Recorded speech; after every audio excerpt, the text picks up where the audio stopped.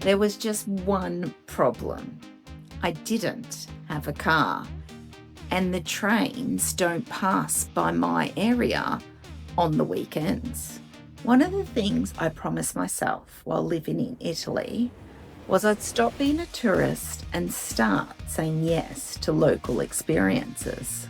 So when I heard about the barrel race in the nearby town of Nizza Monferrato, I knew I wanted to go. So I took a chance. I posted in the local Facebook group asking if anyone was heading there and whether I could hitch a ride. A little while later, one person replied. His name was Antonio.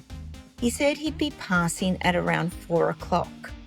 I replied, "Perfect, I'll be there." As I walked down to the train station to meet someone I'd never met before, I had absolutely no idea how the afternoon was about to unfold. Every time a car pulled in, I found myself wondering, is that Antonio? The first one wasn't, neither was the next. Then another car pulled up.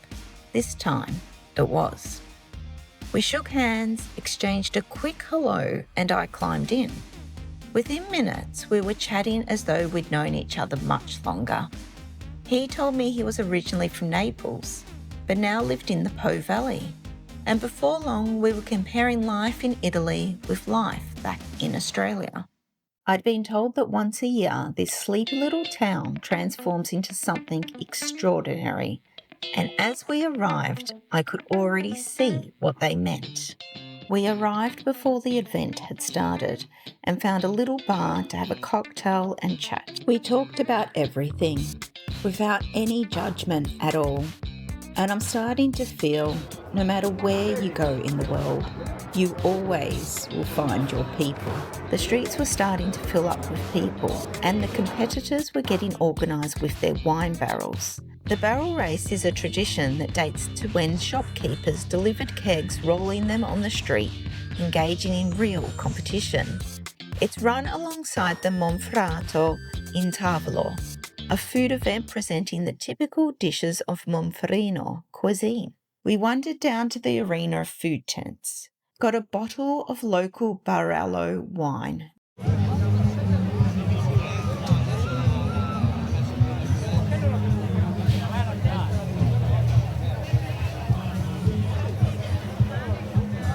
The first dish we tried was carne crudo, topped with black truffle. I'd never had anything quite like it. It was incredibly fresh, delicate, and surprisingly light. It instantly became one of my favourite Italian dishes. One thing I noticed about Italy is that conversations don't really belong to just one table. Someone hears you talking, they smile, they join in, and before long you're chatting with people you've never met before. It feels less like strangers sharing a space and more like everyone belongs to the same gathering. Then suddenly the countdown began. The crowd surged forward. The teams launched themselves down the narrow streets, wrestling enormous wine barrels around tight corners. People were shouting from balconies, screaming encouragement from behind barriers. For a few minutes, the whole town seemed to be holding its breath.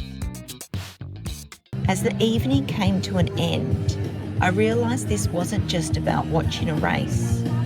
A few hours earlier, I'd climbed into a stranger's car, hoping to experience a local tradition. I came home feeling like, just for one night, I experienced Italy the way the locals do.